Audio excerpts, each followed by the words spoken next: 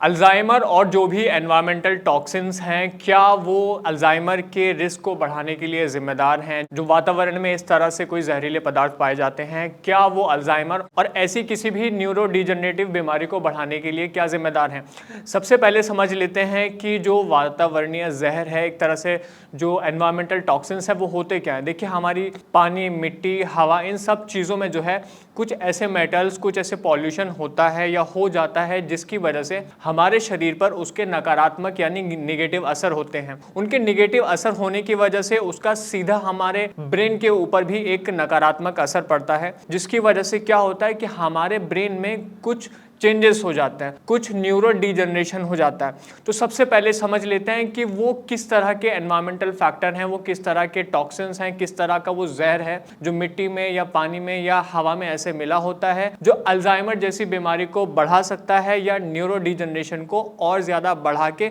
कुछ और इस तरह की बीमारियों को कॉज कर सकता है, उन बीमारियों की वजह बन सकता है। तो सबसे पहले अगर हम बात करें तो वो है हैवी मेटल्स। देखिए, हैवी मेटल्स होते क्या हैं? हैवी मेटल्स बेसिकली आम लोगों को इस बारे में बहुत कम पता होता है, लेकिन मरकरी, कैडमियम, कुछ ऐसे केमिकल हैं हमारी पीरियोडिक टेबल में जो कहीं ना कहीं हमारे न्यूरो डिजनरेशन के लिए जिम्मेदार हैं। ये केमिकल्स आपको हवा में मिल सकते हैं, ये केमिकल्स आपको मिट्टी में मिल सकते हैं या पानी में मिल सकते हैं। खास तौर से ये जो केमिकल्स हैं, जो हैवी मेटल्स हैं, ये आपको स्पेशली उन जगह पर मिलेंगे जहां बहुत ज़्यादा ऐसे केमिकल फैक्ट्रीज मौजूद हैं, जो आपने जितना गार्बेज होता है, जितने केमिकल्स होते हैं, उसको पानी में या मिट्टी में डिस्पोज कर देते हैं। तो जितने भी ऐसे पेशेंट होते हैं अल्जाइमर के जो ऐसी जगहों पर रहते हैं, तो कोशिश करें कि वो इन चीज़ों से बचने की बहुत ज़्यादा ऐसे कोशिश करें ताकि वो हैवी मेटल्स के संपर्क में ना आए, क्योंकि कहीं ना कहीं रिसर्चेस में इस बात को सपोर्ट किया गया है कि जो हैवी मेटल्स हैं ये अल्जाइमर के ख़तरे को बढ़ा सकती हैं। डिमेंशिया यानी भूलने जैसी बीमारी जो है उसमें कहीं ना कहीं बढ़ावा दे सकती हैं। दूसरा जो पॉइंट है वो है एनवायरमेंटल पॉल्यूशन। देखिए, वातावरण में जो पॉल्यूशन हो रहा है, बढ़ती हुई आबादी है, उसकी वजह से गाड़ियों की तादाद बढ़ रही है, उसकी वजह से जो हमारा एक तरह से ऑयल का कंजप्शन है, डीजल हो, पेट्रोल हो, कोल हो, कोयला हो, तो उसकी वजह से क्या है कि एनवायरनमेंट में कई गैसेस का जो है वो सैचुरेशन बढ़ रहा है। जैसे कार्बन मोनोऑक्साइड सबसे खतरनाक एक गैस है जो हमारे शरीर के ऊपर बहुत ज्यादा नकारात्मक असर डालती है। तो अब मान लीजिए कि बहुत सारी ऐसी गैसेस जो डीजल के जलने से या पेट्रोल के जलने से या कोयले के जलने से उत्पन्न होती है, शरीर का उनके ऊपर बहुत ज्यादा नकारात्मक असर होता है। बॉडी की जो फिजियोलॉजी है वो कहीं ना कहीं चेंज हो जाती है। अब उस बॉडी की फिजियोलॉजी में चेंज होने की वजह से सिर्फ और सिर्फ आपके शरीर के अलग अलग हिस्सों पर या ऑर्गन पर असर नहीं पड़ेगा, बल्कि आपके ब्रेन के ऊपर उसका बहुत ज्यादा असर पड़ेगा। अब मान लीजिए कि आप अल्जाइमर के या किसी भी ऐसी न्यूरो डिजनरेटिव डिसऑर्डर के या डिसीज के ऐसे शिकार हैं, तो कहीं ना कहीं अल्जाइमर जैसी बीमारी को बढ़ाने के लिए जो एनवायरमेंटल फैक्टर्स हैं वो जिम्मेदार हो सकते हैं। जैसे हमारे मौजूदा जो शहर हैं, चाहे वो दिल्ली की बात हो, चाहे मुंबई की बात हो, तो अगर देखा जाए तो यहाँ पर जो एक एयर पॉल्यूशन है वो बहुत ज़्यादा है। तो अल्जाइमर के पेशेंट के लिए ये चीज़ कहीं ना कहीं एक खतरा साबित हो सकती है, या ऐसे पेशेंट के लिए जो बहुत ज़्यादा रिस्क के ऊपर हों, उनके लिए जो एनवायरमेंटल पॉल्यूशन है, जो एयर पॉल्यूशन है, वो कहीं ना कहीं खतरनाक साबित हो सकता है। तो वो पेशेंट कोशिश करेंगे कि अपने आप को कहीं ना कहीं इस एनवायरमेंट से दूर रखें, या अपने घर में इस तरह का एनवायरमेंट खुद से बनाएं। कि आजकल कुछ एयर प्योरीफायर्स आते हैं, आप घर में उनका इस्तेमाल कर सकते हैं ताकि आप जो एयर पॉल्यूशन है उससे कहीं ना कहीं बच कर रहें। तीसरा जो पॉइंट है वो है फर्टिलाइजर्स और पेस्टिसाइड। जैसे कि मैंने पहले कहा कि जैसे आबादी बढ़ रही है तो उसकी खाद्यान्न की यानी जो फूड क्राइसिस है वो भी कहीं ना कहीं बढ़ रहा है। तो जो खेती का उत्पादन है वो तो लिमिटेड था पहले से, तो अब खेती में कुछ पेस्टिसाइड्स का, कुछ फर्टिलाइजर्स का इस्तेमाल किया जाता है जो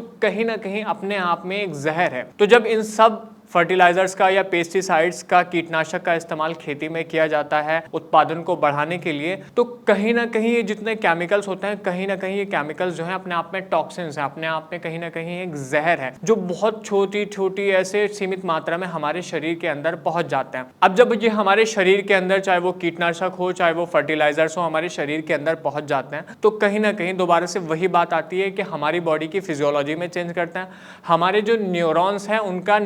डीजनरेशन करते हैं। डीजनरेशन की वजह से मान लीजिए आप पहले से अल्जाइमर के शिकार हैं या पहले से किसी न्यूरो डिजनरेटिव डिसऑर्डर के शिकार हैं, तो कहीं ना कहीं ये आपकी बीमारी को बढ़ा सकते हैं, कहीं ना कहीं ये आपकी अल्जाइमर या किसी भी और ऐसी बीमारी को बढ़ा सकते हैं जो आपके ब्रेन को अफेक्ट ऑलरेडी कर रही है। तो आप कोशिश करेंगे कि ऐसी चीज़ों का इस्तेमाल कम से कम करें जिनमें फर्टिलाइजर्स का, कीटनाशक का, पेस्टिसाइड्स का बहुत ज़्यादा इस्तेमाल किया गया है, क्योंकि ये चीज़ें आपके ब्रेन के जो सेल्स हैं, जो उसके न्यूरॉन्स हैं, उसको कहीं ना कहीं डिजनरेट कर सकती हैं। उससे सीधा असर यही होगा, दोबारा से बता रहा हूँ, कि आपका जो अल्जाइमर का खतरा है, आपका जो डिमेंशिया यानी भूलने वाली जो बीमारी है बेसिकली, उसके खतरे को कहीं ना कहीं बढ़ा सकती है। चौथा पॉइंट है प्लास्टिक। देखिए प्लास्टिक जो है, सब लोग इस बात को जानते हैं, रिसर्च बेस्ड है कि प्लास्टिक जो है वो कहीं ना कहीं लगभग 150 या 200 साल में डिस्पोज होता है। जब वो डिस्पोज भी होता है या थोड़ा बहुत डिस्पोज हो जाता है, तो पॉलीथीन में, प्लास्टिक में जो केमिकल्स होते हैं, कहीं ना कहीं वो हमारी जो बॉडी में जो हार्मोनल फैक्टर है,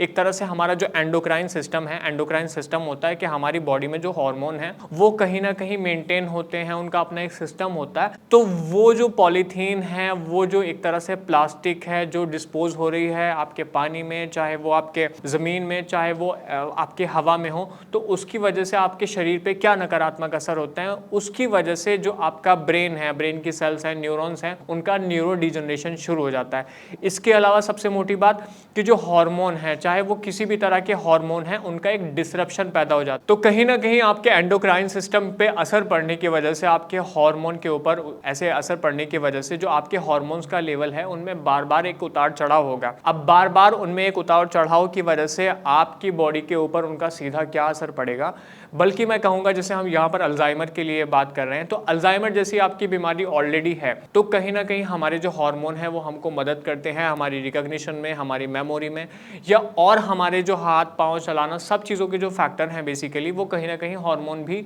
उनमें इंक्लूड होते हैं। तो मान लिया कि जो पॉलीथीन वाले या प्लास्टिक वाले जो ऐसे टॉक्सिन्स हैं वो आपके एंडोक्राइन सिस्टम पे अगर असर डालते हैं, तो उसकी वजह से आपकी जो ब्रेन है उसमें न्यूरो डिजनरेशन हो जाएगा। या मान लीजिए कि अगर आप ऑलरेडी अल्जाइमर जैसी बीमारी के शिकार हैं, तो वो कहीं ना कहीं आपकी बीमारी को बढ़ावा दे सकते हैं। सो इस वीडियो में जो चीज़ें आपको बताई गई हैं, जो फैक्टर ऐसे बताए गए हैं, वैसे अगर देखा जाए तो ये अंडर रिसर्च हैं कि किस तरह ये चीज़ें जो हैं आपके ब्रेन के ऊपर एक नेगेटिव इफेक्ट डालती हैं। पर फिर भी जितने अभी तक हमारे पास एविडेंस मौजूद हैं, उससे मैं ये चीज़ आपको बता सकता हूँ कि आप जितनी ऐसी चीज़ें आपको इस पॉइंट में, इस वीडियो में ऐसे बताई गई हैं, कोशिश करिए कि आप उनको अवॉइड करें। अगर आप ऑलरेडी ये अल्जाइमर के पेशेंट हैं या किसी भी न्यूरो डिजनरेटिव डिसऑर्डर के शिकार हैं, तो कोशिश करिए कि आप अपने आसपास को साफ रखें। आप ये करें कि आप ऐसे माहौल में, आप एक ऐसे इन्वायरमेंट में रहें जहाँ का एयर बहुत अच्छा हो, जहाँ की एयर क्वालिटी बहुत अच्छी हो, जहाँ की मिट्टी बहुत अच्छी हो, जहाँ खान पान के जो तरीके हैं या खान पान का जो अपना एक स्तर है